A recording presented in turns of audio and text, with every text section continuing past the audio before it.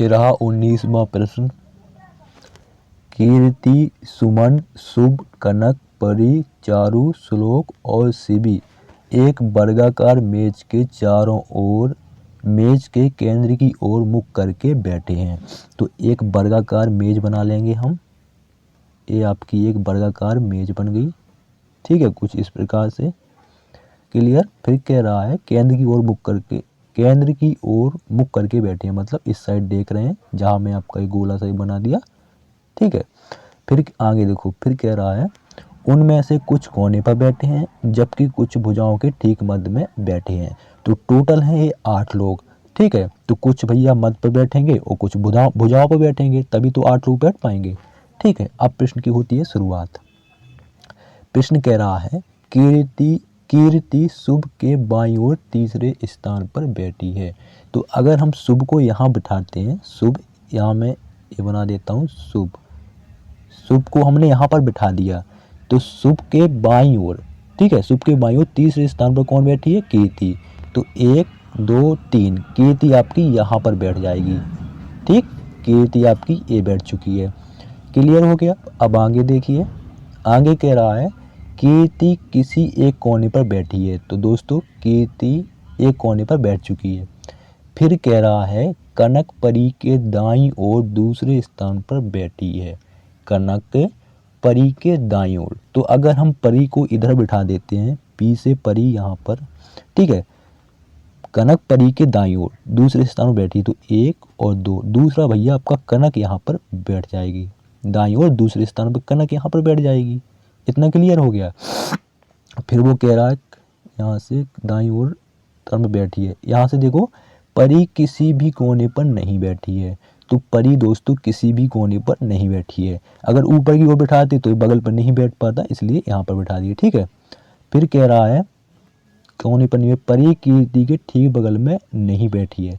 परी कीर्ति के ठीक बगल में नहीं बैठी है, तो बिल्कुल नहीं बैठी है, ठीक है।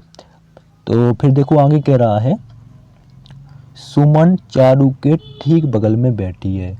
सुमन चारू के, तो अगर हम चारू को यहाँ पर बिठा देते हैं, यहाँ पर ये चारू बैठ गया, सुमन चारू के ठीक बगल में बैठी है, ठीक है। तो सुमन को यहाँ बैठाना पड़ेगा, सुमन आपकी यहाँ पर बैठ गई।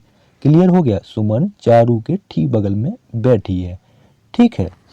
फिर कह रहा है सुमन किसी भी भुजा के ठीक मध्य में नहीं बैठी है, मतलब भुजा के मध्य में नहीं बैठी है, कोने पर बैठी है, ठीक है। सुमन किसी भी भुजा के ठीक मध्य में नहीं बैठी है, तो वो मध्य में नहीं बैठ सकती है, तो कोने पर बैठी है। फिर कह रहा है सुमन और श्लोक के बीच किसी भी ओर से केवल 3 व्यक्ति बैठे हैं। तो भैया श्लोक को आपको यहाँ बैठाना पड़ेगा, ठीक है, तभी आपका दोनों ओर से 3 व्यक्ति बैठेंगे। तो आपका गिन लीजिए, आपका इस साइड से कनक कीर्ति और आपका ये चारू 3 व्यक्ति हो गए, और इस साइड से गिनोगे तो आपका परी और एक व्यक्ति और बचा, कौन सा? शिवी। तो शिवी आपका यहाँ पर बैठ जाएगा। तो तीनों ओर से आप गिन लीजिए, आपके 3 व्यक्ति बैठे हैं, ठीक है। सुमन और श्लोक के बीच किसी भी ओर से केवल 3 व्यक्ति बैठे हैं, ठीक है। तो दाईं ओर से आपका कनक कीर्ति और चारू बैठे हैं, बाईं ओर से परी शिवी और आपका साथ से कौन है? शुभ बैठे हैं, ठीक है। तो पूछा है प्रश्न में इनमें से कौन किसी भी कोने पर नहीं बैठा या बैठी है। तो भैया कीर्ति आपकी कोने पर बैठी है, देखो कीर्ति कोने पर बैठी है, तो ये आपका गलत हो जाएगा। दूसरा देखो शिवी आपका देखो एक कोने पर बैठी है, तो ये भी आपका गलत हो जाएगा। तीसरा देखो, तीसरा चारू, तो चारू आपका ये मध्य में बैठा है, तो यही उसने पूछा है कि इनमें से कौन किसी भी कोने पर नहीं बैठा या बैठी है। तो चारू नहीं बैठा है आपका कोने पर, तो यही आपका ऑप्शन 3 सही हो जाएगा। तो भैया श्लोक भी ऑप्शन 4 वाला श्लोक भी आपका कोने पर बैठा है, तो कोने पर नहीं बैठा है, तो कौन नहीं बैठा है? आपका ऑप्शन के अनुसार चारू नहीं बैठा है, तो आपका ऑप्शन 3 सही हो जाएगा। आ गया समझ में, ठीक है। इसके अलावा अब वो वाला प्रश्न था आपका ये कथन निष्कर्ष वाला, चलते हैं उसके, इसको नोट कर लो। कथन निष्कर्ष वाला वो 11वां प्रश्न था। यतिराज नाम से भाई था, उसका बोल रहा था भाई आपने वो नहीं करवाया। तो देखिए दोस्तों, ये है आपका कथन और निष्कर्ष वाला प्रश्न। देखो इसको कैसे सॉल्व करना है। कथन है आपका कोई लाल काला नहीं है। कोई लाल, तो लाल वाला ये हो गया, कोई लाल क्या नहीं है, काला नहीं है, ठीक है। तो काला वाला आपका ये हो गया, ठीक है। कोई लाल काला नहीं है। फिर कह रहा है सभी नीला काला है। सभी नीला क्या है, काला है। तो भैया जब सभी नीला काला है तो नीला वाला जो सर्कल होगा वो कहाँ बनेगा, वो इसके अंदर अंदर बनेगा, क्योंकि सभी नीला क्या है, क्या है, काला है। तो आपका नीला वाला इसके अंदर बन जाएगा। फिर कह रहा है कोई लाल, सॉरी, कोई नीला गुलाबी नहीं है। कोई नीला गुलाबी नहीं है। तो कोई नीला क्या नहीं है, गुलाबी नहीं है। तो भैया आपका अगर आप चाहो तो आप यहाँ पर बना सकते हो कोई नीला क्या नहीं है, गुलाबी नहीं है, ठीक है। या चाहो तो आप गुलाबी को यहाँ भी बना सकते हो, ठीक है, इसमें कोई दिक्कत नहीं है। तो आपका अब देखिए वो निष्कर्ष में क्या कह रहा है। निष्कर्ष में वो कह रहा है